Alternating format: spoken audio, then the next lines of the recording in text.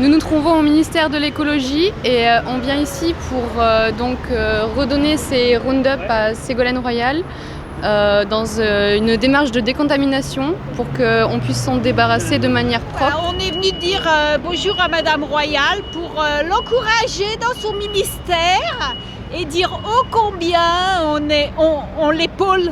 Alors le Roundup, c'est un pesticide, donc c'est le pesticide le plus vendu dans le monde, également utilisé par les jardiniers amateurs, par les agriculteurs évidemment, et qui a été reconnu comme cancérigène par l'OMS. Nous avons opéré une opération de décontamination d'un magasin Carrefour à Saint-Denis.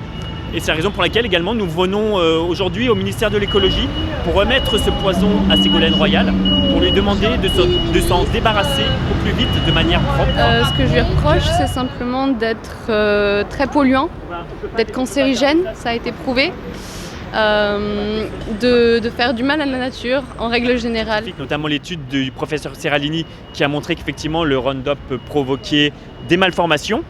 Et donc nous souhaitons que ce produit, ce Roundup, soit retiré de la vente au plus vite. Je viens aujourd'hui parce que ça va être demain la fête de la nature donc on vient expliquer que le Roundup et Monsanto ils sont pas très mignons avec les petites bestioles et les grosses bestioles aussi d'ailleurs, et que nous on n'aimerait pas qu'il y ait des produits chimiques dangereux qui se vendent dans un magasin tel que Carrefour ou tout ça. Parce qu'il y a des enfants qui viennent à côté et que nous, en tant que parents, on ne devrait pas laisser faire des choses pareilles. Donc vous nous proposez de nous recevoir ? On va rentrer là, peut-être, j'attends 5 minutes pour savoir comment ça se passe, quelle salle on peut avoir, et puis on discute à l'intérieur. Ségolène Royal a bien pris le dossier en main, et qu'il y a des décisions.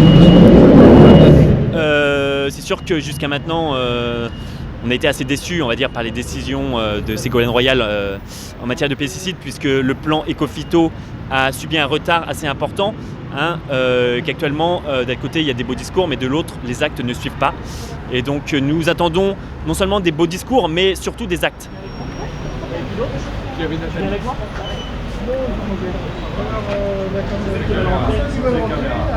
Bon, écoutez, on va un petit mélange quoi. On va rendre le Roundup que nous avons confisqué pour le bien-être de la santé publique au ministère de l'écologie. Nous espérons que Carrefour et toutes les grandes enseignes vont cesser cette vente. Là, je dois y aller. Vas-y, je t'en prie. En fait, le scénario le moins probable, c'est réalisé, c'est-à-dire qu'on ne pensait pas pouvoir rentrer et discuter, enfin. Même si on n'attend pas grand-chose de ça, mais on va quand même. C'est un premier pas pour discuter. Là, c'est plutôt agréable, c'est plutôt agréable de savoir qu'effectivement on est reçu, et voire même peut-être entendu, donc ça c'est plutôt sympa. Après, ils s'engagent tous toujours pour dire oui, effectivement, on va prendre les choses en charge. Bon, on constate au fil du temps que c'est rarement le cas, ça mange pas de pain, et puis c'est surtout que ça peut rapporter gros, donc non, on lâche pas, et puis j'ai l'impression qu'on est de plus en plus à vouloir effectivement contrer des gens comme Monsanto, donc ça c'est plutôt bien quoi. Vous êtes resté moyennement longtemps, il a dû se dire des choses intéressantes, non ? Oui, apparemment il y aurait une prise de décision concernant le glyphosate au niveau européen en 2015. On n'a pas été reçus avec mépris, on nous a pris au sérieux, mais chacun est à sa place et je ne suis pas sûre que nos ministres aient les mains aussi libres que ça. Non mais c'est vrai qu'on ne s'y attendait pas, on a été reçus à l'improviste par un certain Vincent Jechou, conseiller de Ségolène Royal, fort aimable.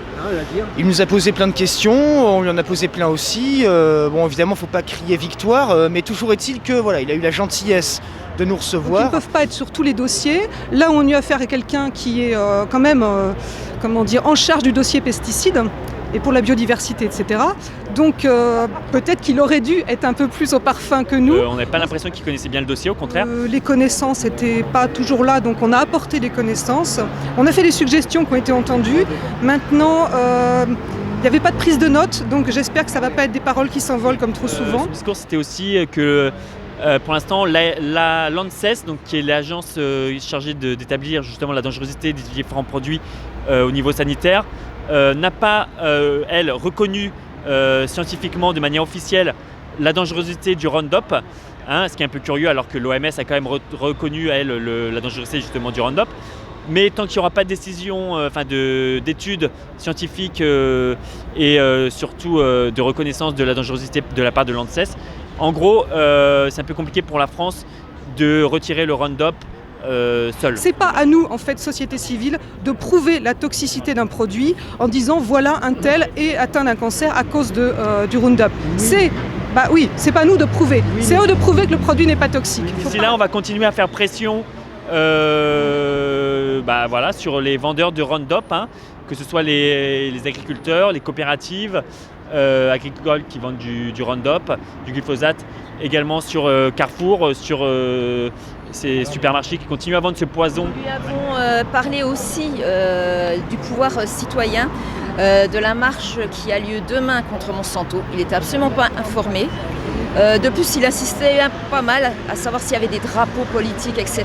Donc on lui a bien expliqué que c'était une marche citoyenne, que c'était surtout beaucoup de citoyens qui sont sensibilisés sur le sujet, qui ont envie qu'un geste fort soit fait pour montrer l'indépendance des gouvernements par rapport aux multinationales. Et que retirer ce Roundup, ce serait un geste fort d'indépendance. Et que s'il y a beaucoup de monde demain dans la rue, ce sera justement parce qu'on n'y croit pas. On a exprimé effectivement nos doutes quant à l'indépendance justement des experts, hein, soi-disant, entre guillemets, de l'ANSES, donc qui est chargé d'évaluer la dangerosité des produits et pesticides, puisque quand même dans le passé il y a eu différents problèmes de conflits d'intérêts. C'est arrivé à plusieurs reprises que des gens ayant travaillé auparavant dans l'industrie viennent ensuite pour être experts entre guillemets pour reconnaître ou non la dangerosité des produits. Et on a certains doutes quant à l'indépendance de ces experts de l'ANSES chargés d'évaluer la dangerosité ou non des pesticides. Je crois qu'il ne faut pas trop attendre non plus d'une décision du ministère et de nos élus en général, qu'il faut continuer à faire pression. Et là-dessus, on était au moins sur un point d'accord, c'est société civile, faites du bruit, rejoignez-nous dans des actions et pas simplement dans l'information et continuons à nous mobiliser de manière très concrète, physiquement, pour empêcher que le poison soit répandu un petit peu partout.